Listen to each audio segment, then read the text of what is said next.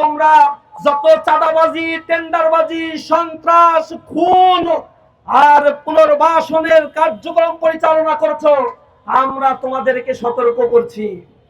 সতর্ক যদি না হও, পরিণতির জন্য অপেক্ষা করো। 5 বছরও টিকে থাকতে পারবে না। বাংলার জমিনে মানুষ নামলে তোমাদের অবস্থান খুঁজে পাওয়া যাবে না। প্রিয় উপস্থিতি, আজকে বিকেলে বাংলাদেশের গাইবান্ধায় অত্যন্ত নৃশংসভাবে বর্তমান ক্ষমতাসীন দলের অঙ্গ সংগঠন সন্ত্রাসী যুবদল কর্তৃক নৃশংসভাবে গাইবান্ধায় সাইফুল্লাহকে হত্যা করা হয়েছে। আমরা এই হত্যাকাণ্ডের তীব্র নিন্দা এবং প্রতিবাদ জানাই। আপনাদের সাথে দীর্ঘ 20 বছর ধরে কাঁধে কাঁধ মিলিয়ে ফ্যাসিবাদী শাসন ব্যবস্থা, হত্যা, গুম, খুন এবং সকল অনৈতিকতার বিরুদ্ধে রাস্তায় দাঁড়িয়ে আমরা প্রতিবাদ করে আমাদের অসংখ্য ভাইদেরকে আমরা হারিয়েছি। কিন্তু অত্যন্ত দুঃখজনক, আজকে আপনারা ক্ষমতায় এসে সেই একই রাস্তা আপনারা অবলম্বন করেছেন। আমরা হুঁশিয়ার করতে চাই, অনতি বিলম্বে এই খুনের রাস্তা যদি পরিহার না করেন, একই পন্থায় যদি হাঁটতে থাকেন, এই দিল্লি মামুবাড়ি আপনাদের পাঠানো হবে।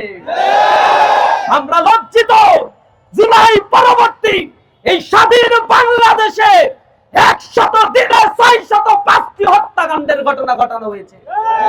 আওয়ামী সন্ত্রাসীদের হাতে হত্যাকাণ্ড হয়, তাদের গ্রেফতার করা হয় না। বিএনপি সন্ত্রাসীরা এই 4 মাসে 285 জনকে হত্যা করেছে।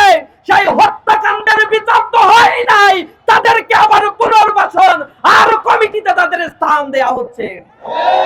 একই রাস্তা তোমরা যদি অবলম্বন করো, জেনে রাখো মানুষের প্রতি ফোঁটা রক্তের দাম এই জমিন তোমাদের দিবে। এই জমিন তার প্রতি উত্তর দিবে।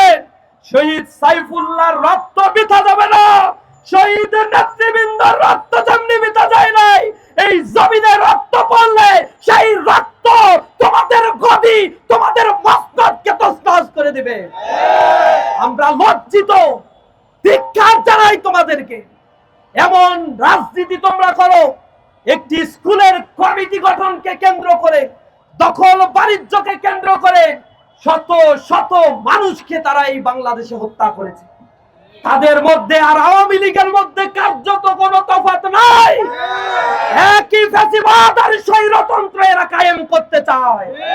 সুতরাং বাংলার মানুষ তোমাদের উপরে যে আস্থা রেখে ওই গদিতে করুণা করে তোমাদের বসিয়েছে, এই গদি কেড়ে নিতে বাংলার মানুষের এক মুহূর্ত সময় লাগবে না। আমরা হুঁশিয়ার করতে চাই, আমরা শান্ত রয়েছে। ইসলামী ছাত্র শিবিরের দায়িত্বশীল কর্মী জনশক্তি, তাদেরকে আমরা বলেছি বাংলাদেশে নতুন এক বন্দোবস্ত আমরা দেখতে চাই। ক্যাম্পাসগুলোকে আমরা শান্ত রাখতে চাই। ছাত্র ছাত্রীদের নিরাপত্তা বিধান করার জন্য বুকের তাজা রক্ত ঢেলে দিতে চাই।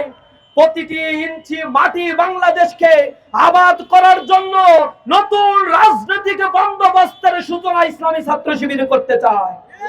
এ কারণে তোমরা যত চাঁদাবাজি, টেন্ডারবাজি, সন্ত্রাস, খুন আর পুনর্বাসনের কার্যক্রম পরিচালনা করছো, আমরা তোমাদেরকে সতর্ক করছি। সতর্ক যদি না হও, পরিণতির জন্য অপেক্ষা করো। 5 বছরও টিকে থাকতে পারবে না। বাংলার জমিনে মানুষ নামলে তোমাদের অবস্থান খুঁজে পাওয়া যাবে না।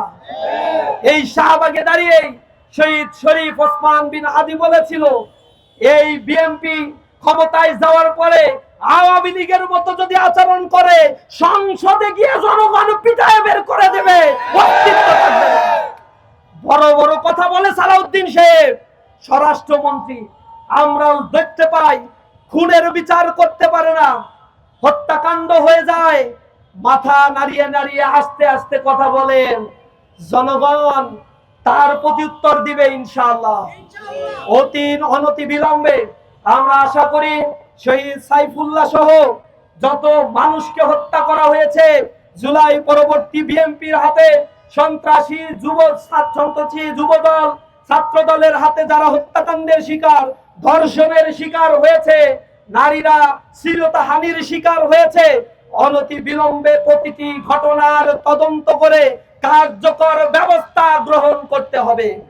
খুনিদেরকে আমরা দেখেছি ধরা হয়েছে, 2 দিন পরে তাদেরকে মামু বাড়ি থেকে আবার ছেড়ে দেওয়া হবে। বিচারের নামে প্রহসন করার জন্য স্বাধীন বিচার বিভাগীয় সচিবালয় প্রতিষ্ঠার ক্ষেত্রে এই বিএনপি বাধা সৃষ্টি করে, সংস্কারকে তারা বাধাগ্রস্ত করে বাংলাদেশের নব্য ফ্যাসিবাদের রাস্তা তারা বিলম্বিত করছে। জনগণ ভুলে নাই, এই শাহবাগে রক্তের দাগ শুকায় নাই। প্রতিবাদ প্রতিরোধ করে তোলার জন্য শাহবাগ ময়দান ইতিহাস হয়ে আছে। শাহবাগ থেকে বলতে চাই, আর কোন মায়ের বুক যদি খালি হয়, ইসলামী ছাত্র শিবিরের কোন কর্মীর গায়ে যদি আর হাত দেওয়া হয়, এবার তোমাদের দাঁত ভাঙা জবাব দেওয়া হবে। ইসলামী ছাত্র শিবির কচু পাতার উপরে ভেসে থাকা কোনো পানি নয়। ইসলামী ছাত্র শিবিরকে যদি কেউ হজম করতে চায়, তার দাঁত ভেঙে যাবে। বাংলাদেশে আমাদেরকে নিষিদ্ধ করেছিল, 4 দিনও বাংলাদেশে টিকতে পারে নাই। সুতরাং আমাদেরকে শান্ত থাকতে দাও। ক্যাম্পাসগুলোকে আমরা নতুন ভাবে সাজিয়েছি, ছাত্রদের কাছে আমাদের আবেদনগুলো নিয়ে গিয়েছি।